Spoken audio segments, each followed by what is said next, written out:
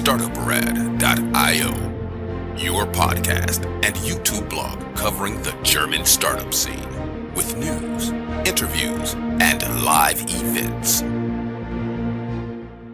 Hello and welcome everybody. This is Joe from Startuprad.io bringing you another episode from the German-speaking entrepreneurship scene. Today I would like to welcome Wolfgang here with me. Hey Wolfgang, how you doing? Hi, lovely to be at this podcast. Totally my pleasure. Before we dive into startups and investment philosophy, let's zoom out.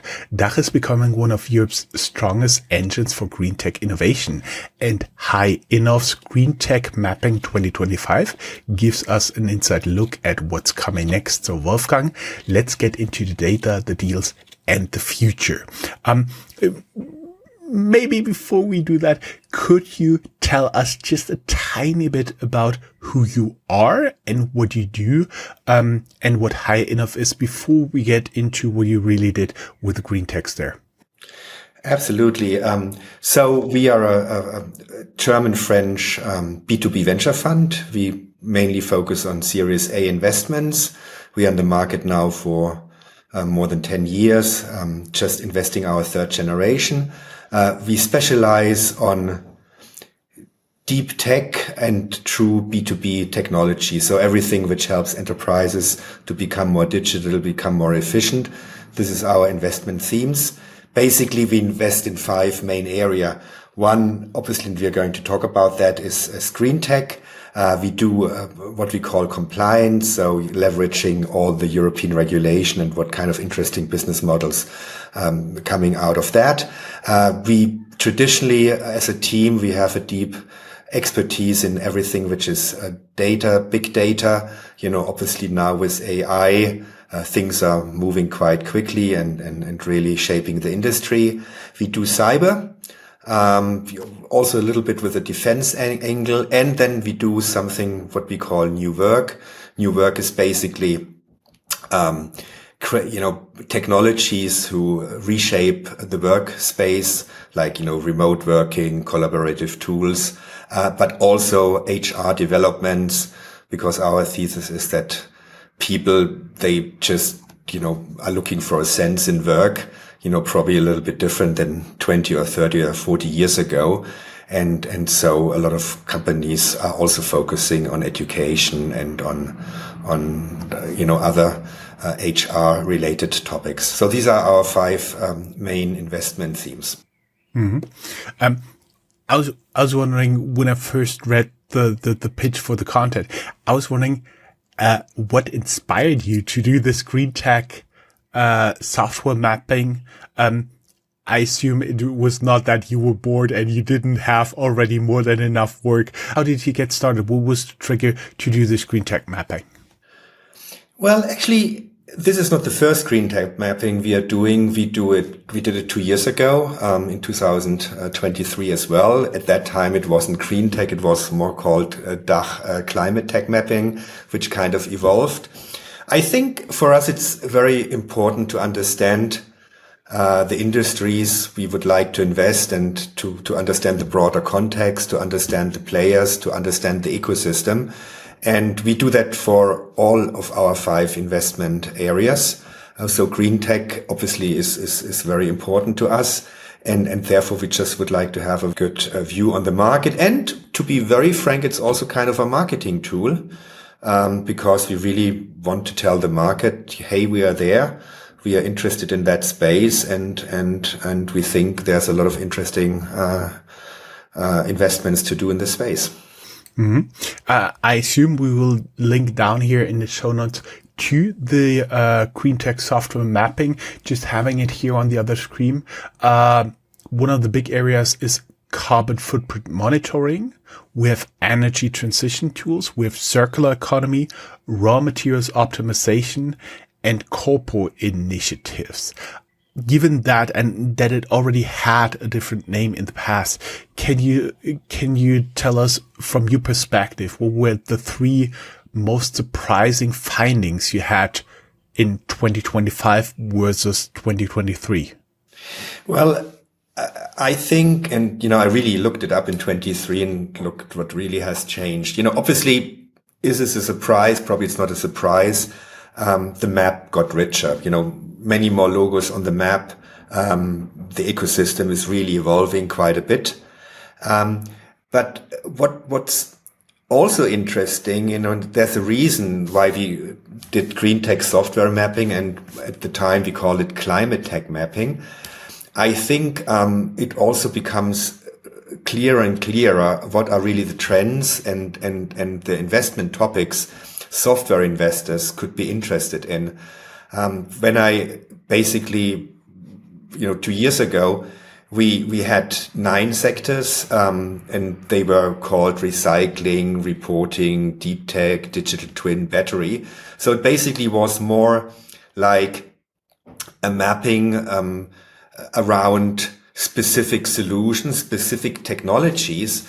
But I think now, the more the ecosystem evolving, it is clear that it's not so much about specific technologies. It's more about there's different areas, people trying to find solutions, whether it's with technology, whether it's with, other business models. And so I think the surprising or kind of the new methodology is more looking at it from a user perspective rather from a technology perspective, because we see real usage of these technologies. Talking about the real usage, we already talked about the different categories here. Which of those categories do you believe is gaining the fastest traction in the DACH area? Actually, that's kind of a tricky question, because I think, and we even have real life example, and maybe later, on a few examples, I can elaborate on these real life examples. I think it all is kind of interwoven and kind of linked together.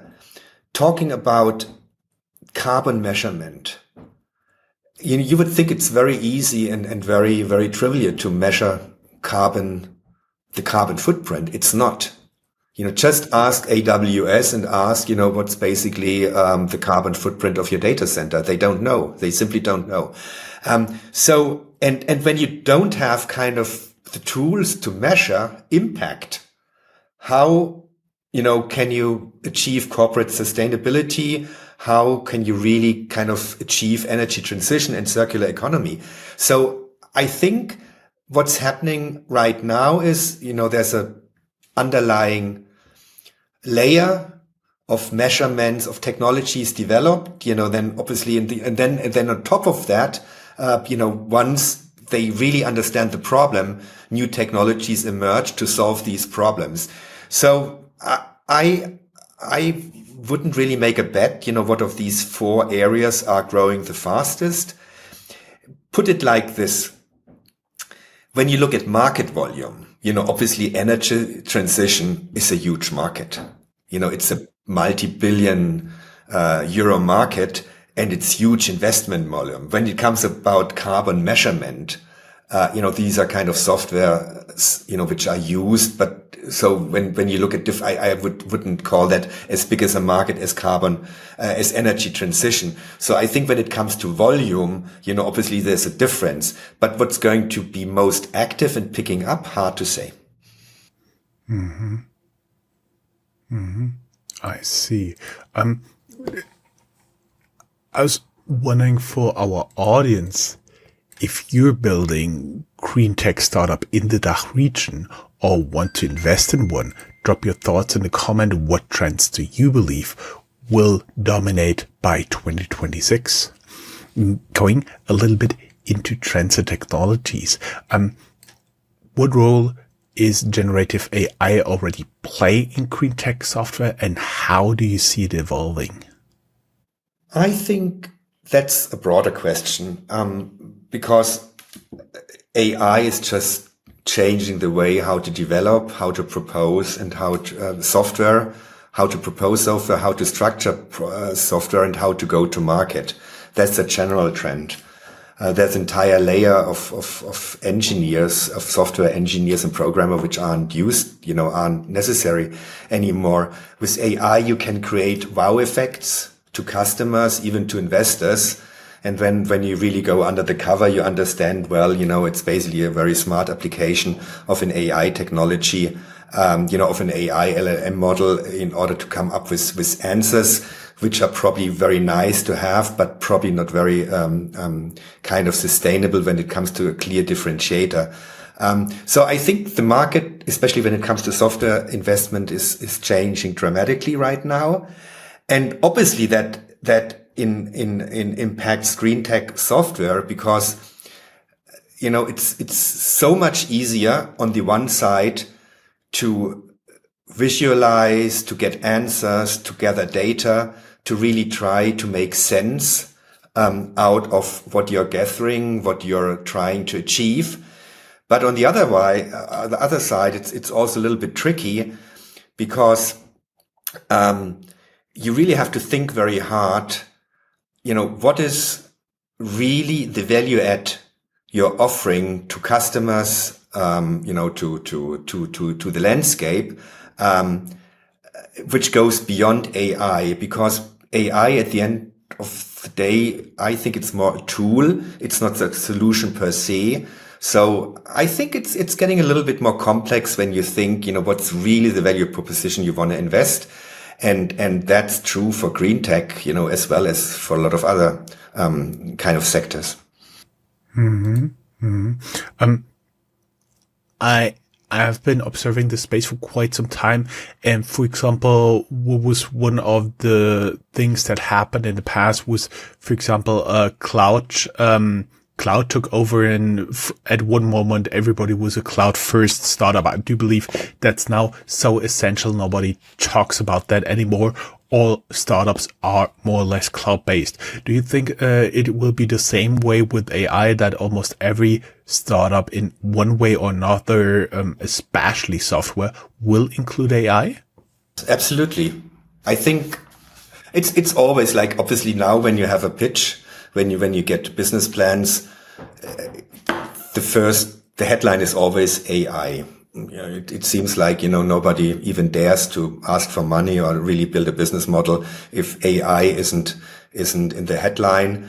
But at the end of the day, it's a technology. It's basically a technology which makes a lot of things easier, faster, which basically creates new opportunity. But at the end of the day, it's a tool, and it will become a standard. It will become a standard, in developing software. It will be a standard when you request information, when you create a user interface, a look and feel interface. And I'm pretty sure that in 2 or 3 years, the pitches won't have AI in the headline, but it will be deeply interwoven into any solutions startups offer. Mm-hmm. Talking about solutions here, you're also tracking startups using vertical software tools like, it's called DeepKey to meet ESG and CSRD requirements more effectively than horizontal platforms. Well, I think that's just, how it is. I think if you really want to be successful, you have to be an expert in the domain you're doing, especially when it comes to data plays. And by the way, that's also the big opportunity startups have, compared to all these horizontal players, the big Silicon Valley giants and the guys who develop the LLMs, really having a specific industry expertise and really understanding the data sets and data requirements of that specific industry. In the case of DeepKey, that's really an investment we are very proud of, because, we don't call it startup anymore. It's a real scale up. They are now the European-wide leader when it comes to measuring the carbon footprint in the building industry and or the management of buildings. And that requires not only the ability to know how to measure a carbon footprint, how to display, how to organize it, but it also requires an in-depth knowledge of the industry. And typically horizontal platforms simply don't do that, because that's not what they are built for. They are general purpose platforms, and people probably would use it as a tool to build their own solution, but they really don't address a very, very specific industry. Actually, I've rarely seen that. So, there is a premium for industry knowledge, sector knowledge, and you can build true market leaders when you have that knowledge. So your mapping is not only graphics, it's also a document. And when I went through it, you mentioned 216,000 tons of CO2 savings impact. How did you calculate that, and what does it signal about the market maturity? Well, I have to say, when I read that, I was asking the question to myself, and then I really asked also my team. It's what DeepKey basically has on its website. So they track it very closely. They are together with another company we have in our portfolio, Platform SH, one of our B Corp companies, and they are a first mover, obviously because it's their solution to really track and to really kind of find a way how to measure carbon reductions. They have created a tool around that, and now obviously they publicly communicate about it. I think it's quite massive, and I think it's also a trusted number. Often, as said, ask AWS what's their carbon footprint. How much a gigabyte of data request really admits in carbon, in CO2. It's pretty hard and pretty tough for them to say. At least at DeepKey, that was a focus early on. Mm-hmm. Mm-hmm. Let's talk a little bit about the DACH specific context. Usually when you look into something like that, you see strength and weaknesses in the DACH startup ecosystem. Where do you see that, especially when it comes to scaling innovations? I think what's specific, and obviously I can compare a little bit because we are equally investing in Germany and in France. I think in Germany there's kind of this first mover mindset, and people have always embraced that very early on. For example, when I compare the DACH mapping in 2023 to the French mapping, I think I see a little bit more logos on the DACH side, just a pure number game. So I think it's this mindset and really, wanting to change something and really building technology solutions around that. So that's a very positive thing. Obviously it's all across Europe. But somehow I have a feeling there's this special touch, to the DACH market when it comes to this thing.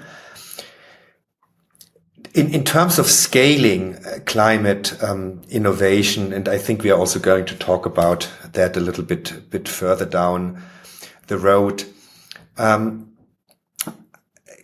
It's at the end of the day, it's great to reduce carbon footprint. It's great, to create a circular economy. It's great, that corporates get, more responsible and take care. A few things probably they haven't done like 50 years ago. But at the end of the day, it really is, after all, it's business, right? It's how to make money. And I think that's the biggest challenge, and probably even in Germany, like people tend to think about the solution per se, rather than is it really something which is sustainable, but not sustainable in terms of ecology, but economy. Because at the end of the day, all the solutions have to make money, have to create a return. Otherwise, it's not sustainable. It's simply a lie to think that you can do stuff, just for doing stuff. It needs to be economically viable. And I think that's the biggest challenge. Mm-hmm. Talking about challenges here, there's always regulation. Do you see the regulation currently as an opportunity or as a burden to green tech founders? I think that's neutral. that really is neutral. I think regulation is grossly overrated when it comes to these things. Obviously it can initiate thinking. Maybe there can be a little bit of a wave and create opportunities. But at the end of the day, I'm a deep believer that people should act freely, and any regulation is a overlay. And when the overlay really, just creates additional cost and complexity, that's probably not a good thing. So I would say it's neutral. There for certain companies that probably creates opportunities, but at the end of the day, well, we all know it. We do have a bureaucracy problem, and that doesn't stop in green tech. Yes, nicely said. When you did the specific mapping, I was wondering, within the DACH region, when I was thinking this through, I didn't have a specific hub in mind, something like Berlin, Munich, or Zurich. Do you see any of them or another one seen emerging as a green tech leader in software innovation? No. I think that's a nice thing about Germany. I'm investing in Germany now for 20 years. Good startups are all over the place. Obviously, there are clusters. There's a Munich cluster, there's a Berlin cluster, there's a Zurich cluster. Maybe there's kind of a Cologne cluster as well. But you can find great companies, even like in small places. It's pretty. What I put it like this, having a little bit also in Switzerland at a few conferences where they present solutions, it seems like Swiss people, they really do a lot when it comes to hardware related solutions. Munich is an engineering spot. We all know it, has a great infrastructure, and a big kind of non-software plays are played out in Munich as well. Berlin, it's clearly software centric, but is there a specific hub? Really never happened. I'm also, when I look at my personal, local investment, it's completely random. Great teams are all over the place, which, by the way, is the beauty about the DACH region. Ask the French. The French. It's pretty clear. A lot concentrated in Paris. We'll be back after a short ad break with investment strategies and portfolio insights.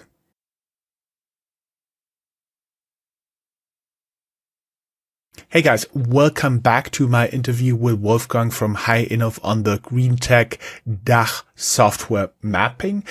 We get exclusive insights from him, and we're now talking about investment strategy and portfolio insights. Wolfgang, how does the green tech mapping inform your deal flow and investment priorities at HighInnov? Well, that's also a very generic question, which probably isn't 100% on green tech mapping, but it's basically, it shapes your way of thinking. It's always different to discuss or kind of to think you've understood something and to really bring it on paper.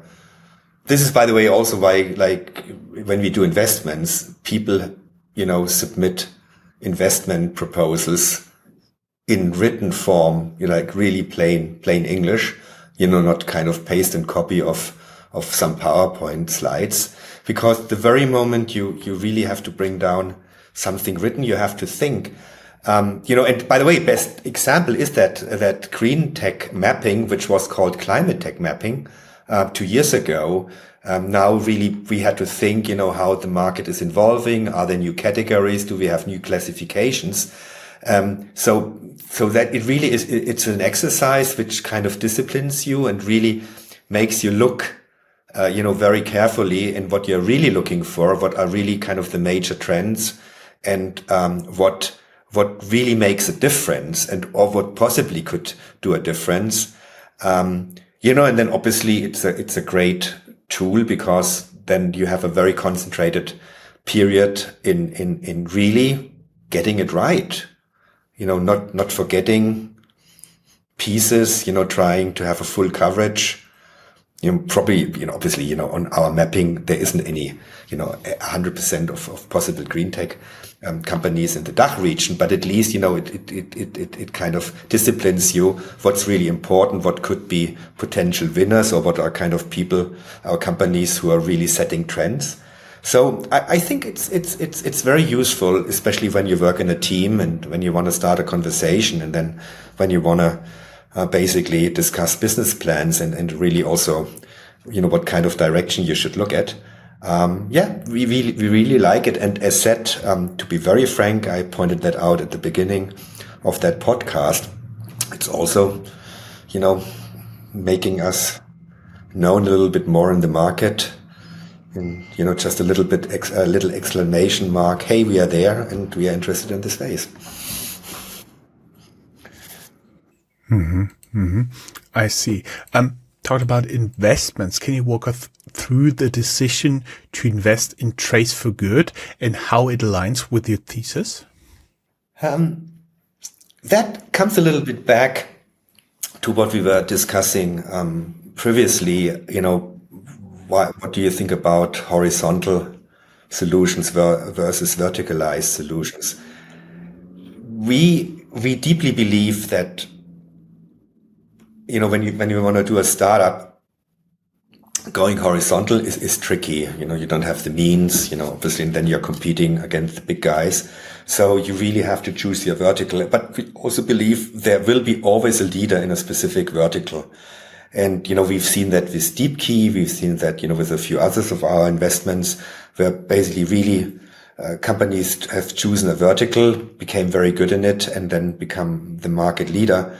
And in the case of Trace for Good, obviously, just to give a very brief explanation, what they do, basically they track the supply chain in the textile industry. So basically, when you want to buy a t-shirt, you probably want to know,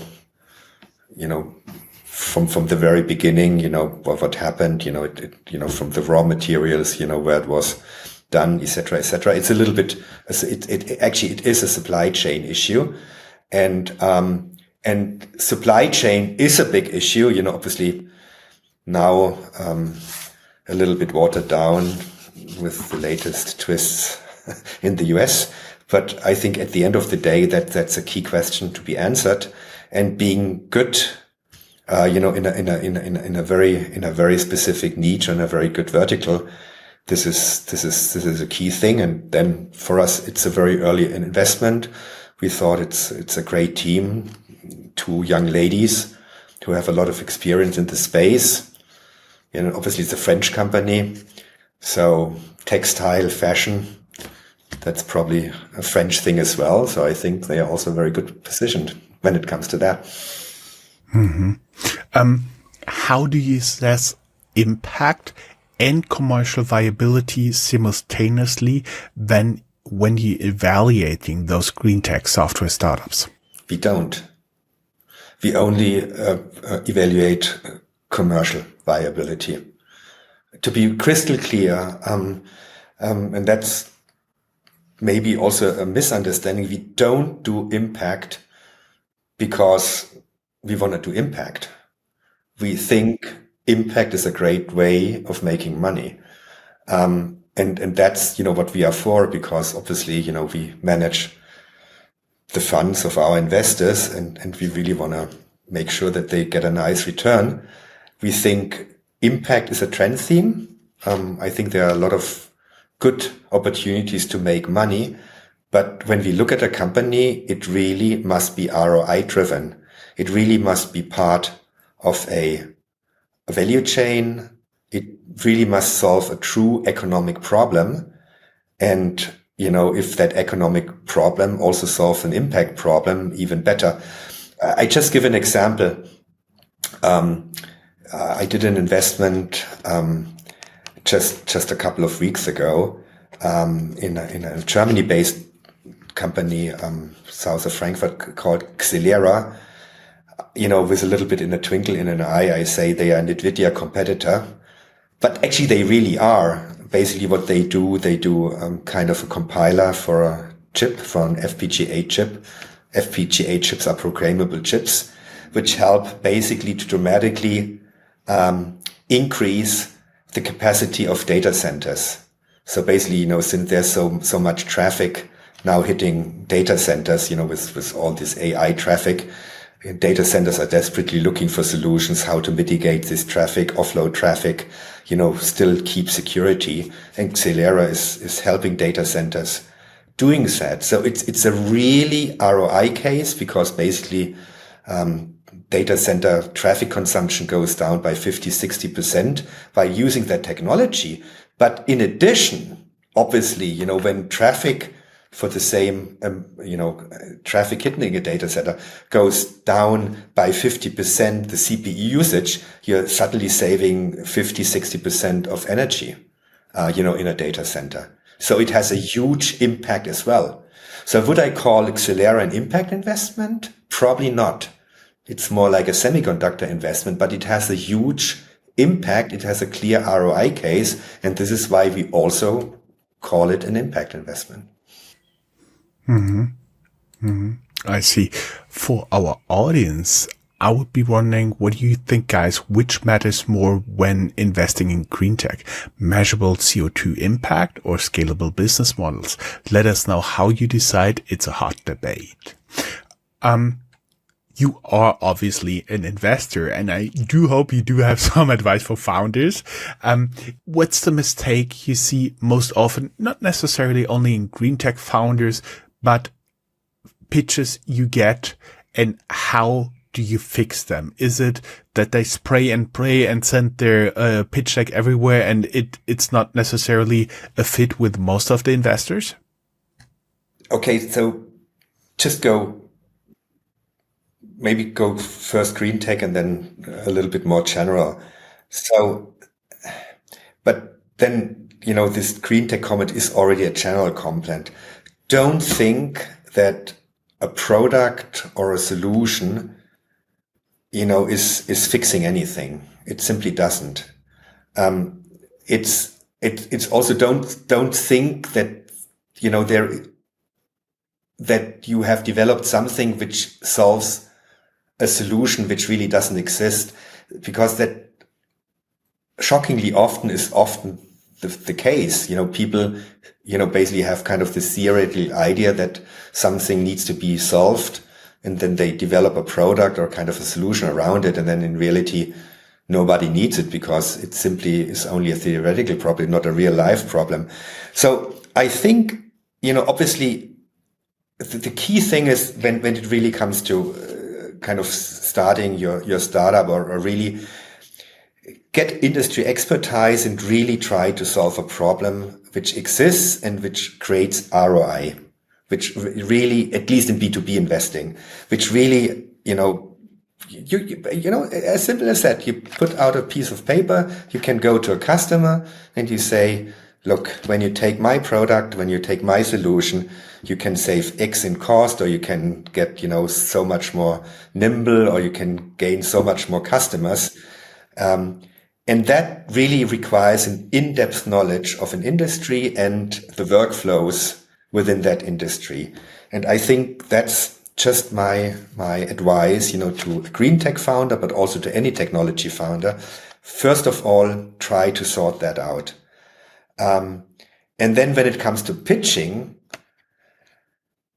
I think that's a classical thing. You can do spray and pray, but what are the chances that you are the one who's picked out of that inbox, deal flow we are getting every day? I think carefully think, what could be a good investor for you. And when you've identified people you think are good fits, try to find people who know them and try to get a personal introduction of some sort. I think we've never not taken a call with a company when we got a personal introduction, unless it would be completely out of our scope. So I think that's a golden rule. Don't rely on, well, obviously you have to do your test scope research. You really have to be knowledgeable about the market. But the next step is really, even in the world of AI, technology, Zoom and everything, try to get the first personal contact, the first personal touch and that takes you very long.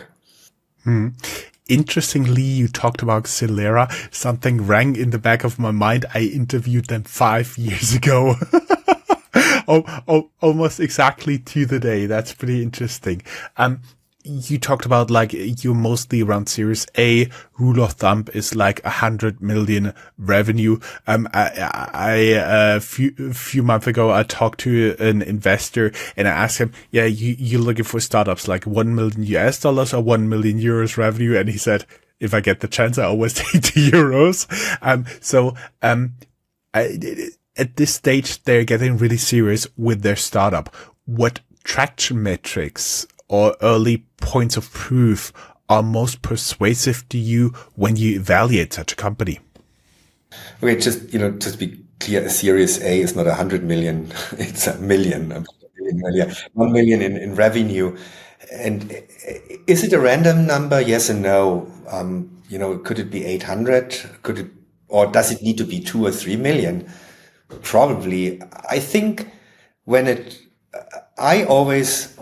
I think venture capital is about the willingness of taking 4 risks. There's a team risk, there's a product risk, there's a market risk, and there's a scaling risk, right? And as a Series A investor, you probably want to take one risk, which is a scaling risk. And all the other 3 risks should have been more or less validated. Obviously the team, you don't know. Obviously there are a few things where you can,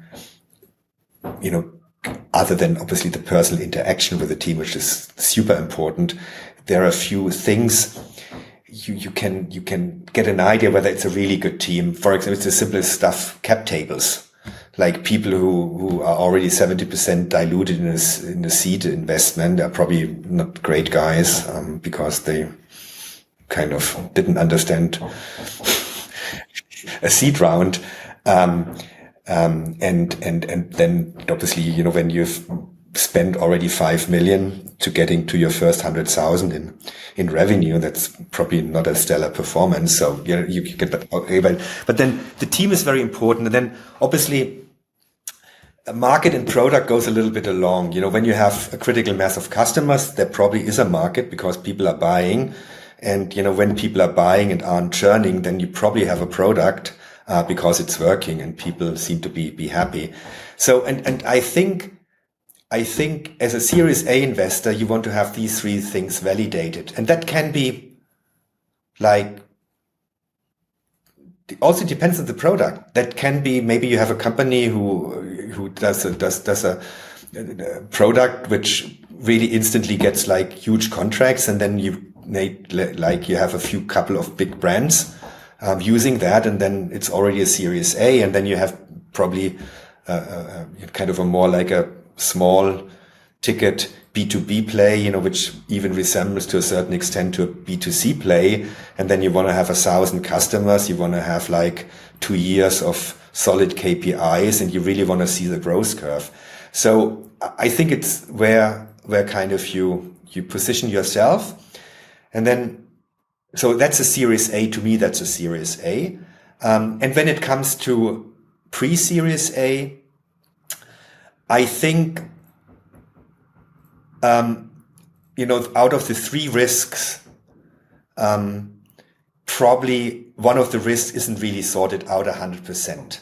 So you're willing to say, well, the guys, probably they have a product, they have a few customers, they've kind of done a good job in product development, but you clearly sense they really haven't found their go-to-market yet. Probably they have to do a little few twists. 80% seems to be okay, but they have still, like they need a year or 18 months to really go very solidly, that really then is kind of makes sense to put in 4, 5, 6 or 7 or 8 or 10 million and really deploy it for scaling the company. I think that's the difference between kind of a extremely early pre-Series A, and kind of a solid Series A, where you really want to deploy money for getting, by the way, also very important, what's the difference between a Series A and a Series B? I think a Series A should take you with the money you raise, from a CEO-led sales model to kind of a broader scalable model. So basically it's a transition, from transitioning from a founders-led team to a team which is mainly driven by the second layer, where you have hired a VP sales, where you probably hired a VP product, and everything isn't relying on founders anymore. That's a pretty nice definition. I was also wondering, because the space we're talking about right now is pretty full of buzzwords like sustainability. How can founders there stand out with some substance? Because I do believe you do get a hell lot of buzzwords on these pitch decks. Yeah. And probably it's also that I'm a little bit long in the market, don't care.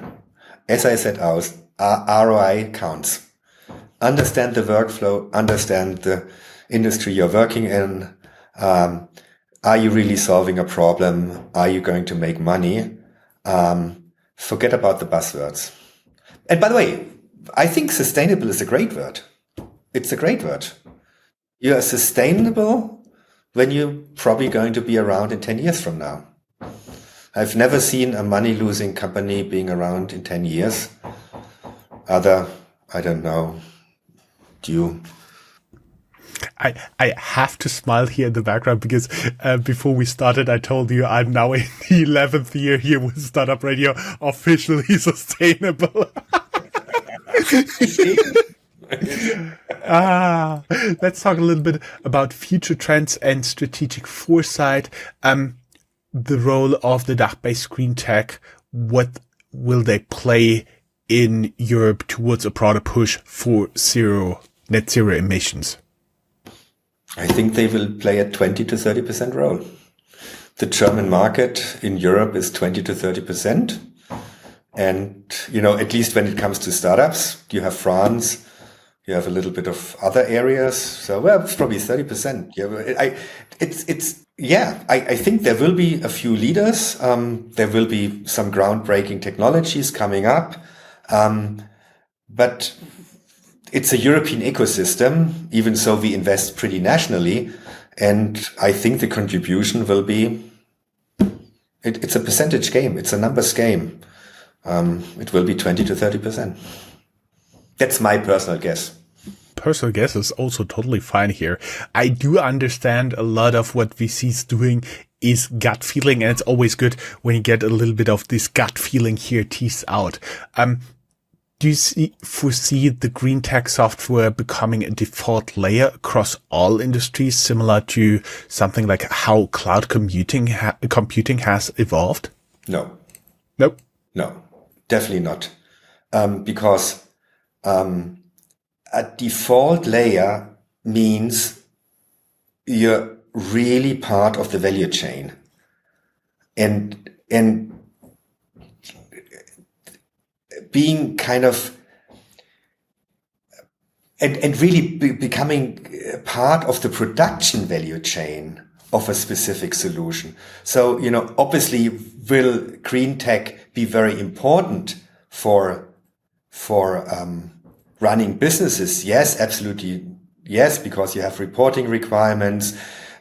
You basically also want to become more competitive to a certain extent. It really also probably helps you reducing cost in any sort, especially when it comes to carbon pricing, etc., etc. But being a default layer, so kind of being absolutely required to run a business. Well, maybe I have too little of an imagination, but for the moment being, no. Everything which I'm seeing, even on that mapping, wouldn't let me that it's going to be a default layer like a cloud infrastructure. That's not going to happen. Maybe in 5 to 10 years, I don't know. But from what I see now, I'd be skeptical. Mm-hmm. Mm-hmm.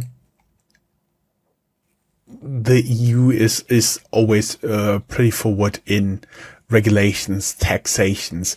What impact do you see on this EU level carbon taxes or green subsidies they could have on startup formation and funding? I tell you, subsidies, always bad, really bad. I think there are far too much subsidies already in the market, which are completely distorting the market.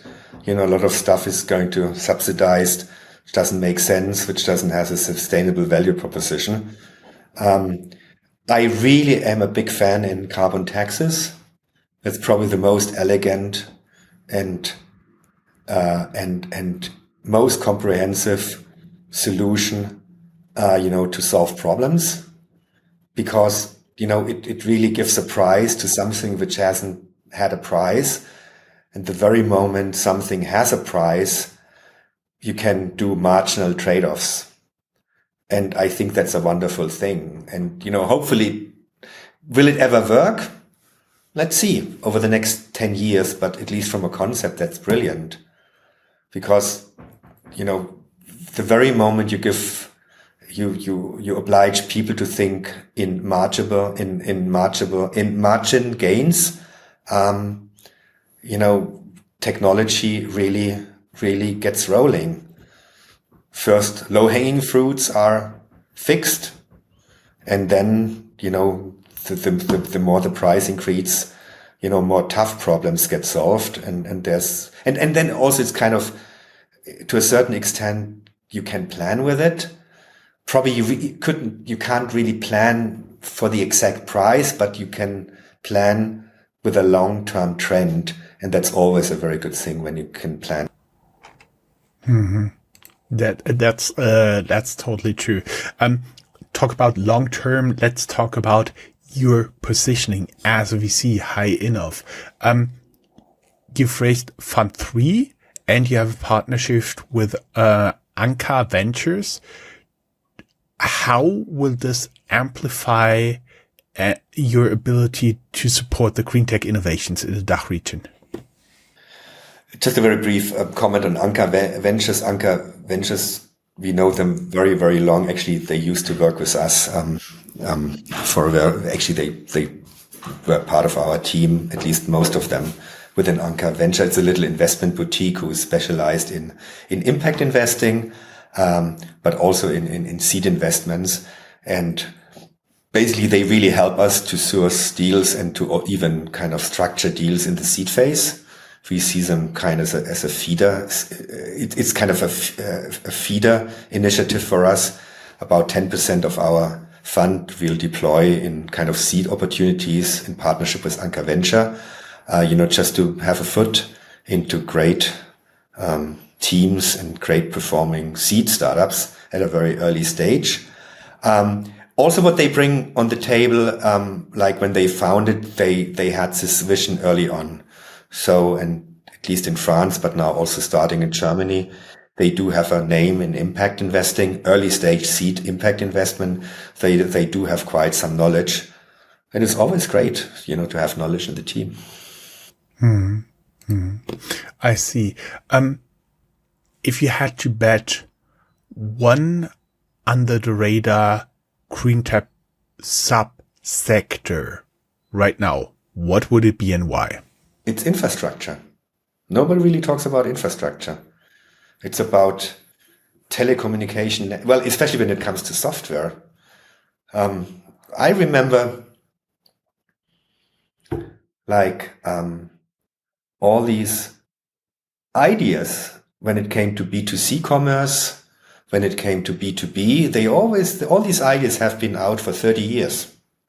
I remember in the 90s, like being in the Silicon Valley, we talked about e-commerce, we talked about SaaS. Obviously, it wouldn't be called like that, but there simply was the underlying infrastructure missing. And I think now, especially when it comes to software, when it comes to AI, but when it also comes to kind of green tech solution, which basically requires the analysis of huge amounts of data, you need to have the underlying infrastructure, and people really need to go into this direction. This is also a reason why we did our investment in Xelera, where we are looking in other sectors. I think the sad news, one more time, is when it comes to infrastructure.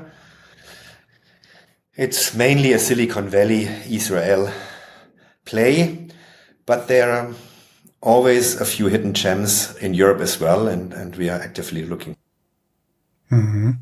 I see. Wolfgang, thank you very much for your time.